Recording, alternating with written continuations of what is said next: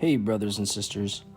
I wanted to come on here and provide a little bit of encouragement to my brothers and sisters out there that are really struggling right now as they wait for the rapture of the church. So today I was undergoing some huge spiritual attacks, just things that the devil likes to pick on you regarding things that are personal to you. And so it was about supper time, and I decided to go into town to get something to eat. And so I just went to one of those little food trucks and got myself some Mexican food. And I was waiting there, and I just got thinking to myself, it seems as if the world is passing me by. It seems like everybody else is living their life, working, building, just like all the things that the Bible says the days of Noah would be like. And the devil started to attack me when I was sitting there waiting for my food to be ready and trying to get me to believe that I was wasting my life for the ministry, wasting my life seeking after things that I will never see, that this idea of waiting for the Lord and the rapture is foolishness, and really began to attack my identity, really began to attack my self-worth, and painted this picture as if the world and the people going in and out of the gas station where I was, and traveling and going to work, they had it all together and they were really living life. So you know how it is when you undergo a huge spiritual attack like that. You get down and it's an attack, but you just can't seem to snap out of it. So I get home and I eat, and I usually have a Bible study with my wife. And I pray. I say, Lord, please help us to make sense of these attacks and speak to us in your word. And usually I wait for the Lord to speak to me before I open my Bible.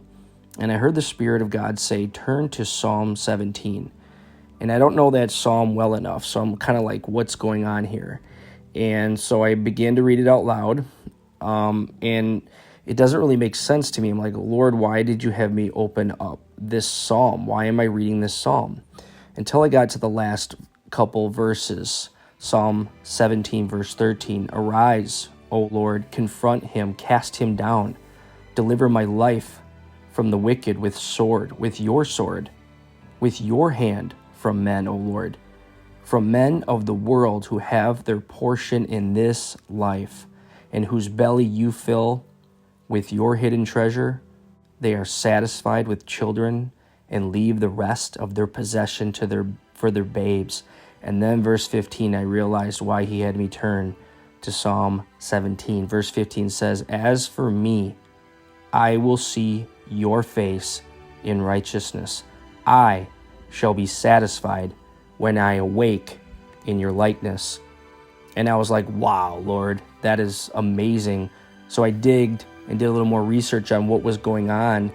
And here we see David, and he's struggling within himself. All these evildoers taunting him, and people of the world, they're just so wrapped up in the world and so wrapped up with what they're doing. And then he turns around in the very last verse and says, well, as for me, I'm going to see God, and that's what I'm putting my hope in. And it was like the Lord was like, so you really want to be like people of the world, huh? You really want to put all your eggs in that basket. And it was really encouraging how the Lord, brothers and sisters, encourages you in your time of need, and I started to put some scriptures together, and I turned to 1 John 3:2, and it says, but we know that when he appears, we shall be like him, because we shall see him as he is, right? In 1 Corinthians chapter 13, verse 12, for now we see in a mirror dimly, but then face to face. Now I know in part, then I shall know fully, even as I have been fully known. And brothers and sisters, it's going to be amazing. Just like Job said, and after my skin is destroyed, this I know, that in my flesh I shall see God, whom I shall see for myself, and my eyes shall behold and not another.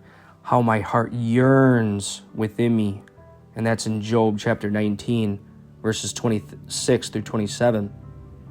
And I wanted to read this for you as I was doing my research about this, because I wanted to really get the full meaning of that psalm. When he says, I shall be satisfied when I awake, David knew that the transition from this life to the next was like waking. He knew that the world beyond was more real and less dreamlike than the world that we live in now. I love this this quote by Charles Spurgeon regarding Psalm 17, verse 15.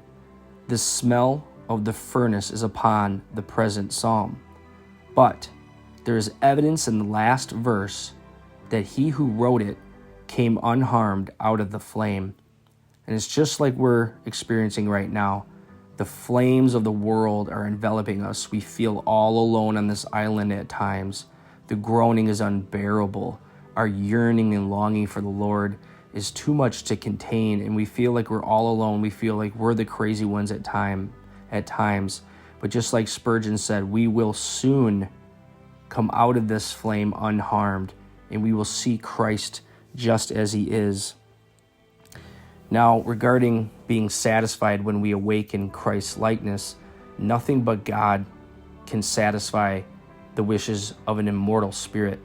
He made it with infinite capacities and desires, and he alone, the infinite good, can meet and gratify these desires and fill this all-consuming mind. No soul was ever satisfied but by God, and he satisfies the soul only by restoring it to his image, which by the fall it has lost. I think there's an allusion here to the creation of Adam. When God breathed into him the breath of life and he became a living soul, he would appear as one suddenly awakened from sleep. The first object that met his eyes was his glorious Creator, and being made in his image and in his likeness, he could converse with him face to face, was capable of the most intimate union with him because he was filled with holiness and moral perfection. Thus he was satisfied, the God of infinite perfection and purity, filling all the powers and faculties of his soul. David sees this in light of the divine Spirit and knows that his happiness depends on being restored to this image and likeness. And he longs for the time when he shall completely arise out of the sleep and death of sin and be created anew after the image of God in righteousness and true holiness. I do not think that he refers to the resurrection of the body, but to the resurrection of the soul in this life, to the regaining the image which Adam lost. But what's interesting, brothers and sisters, that you and I who will partake of the rapture will in fact see this lowly body be turned into Christ's resurrection body. And just like David said, as for me, you can have this world, you can have it all, but as for me, I will see your face in righteousness, and I shall be satisfied when I awake in your likeness. I truly believe, brothers and sisters, that this world, this life that we are living, which is called a vapor in the book of James, will seem like a dream to us. It'll be like waking up from a dream into this paradise, and heaven will be more real than this life ever was to us. And we will have counted it worthy to have suffered for Christ. And as Romans says, we will not consider it worthy with the present sufferings that we're going through to be compared to the glory that will be revealed within us. So, with that said, brothers and sisters, I wanted to share that experience that in the midst of spiritual warfare, the doom and gloom and despair that the enemy deals out on us on a daily basis and gets us to despair and to tap out and to, get immersed into the world and just fade into the background. We need to fight.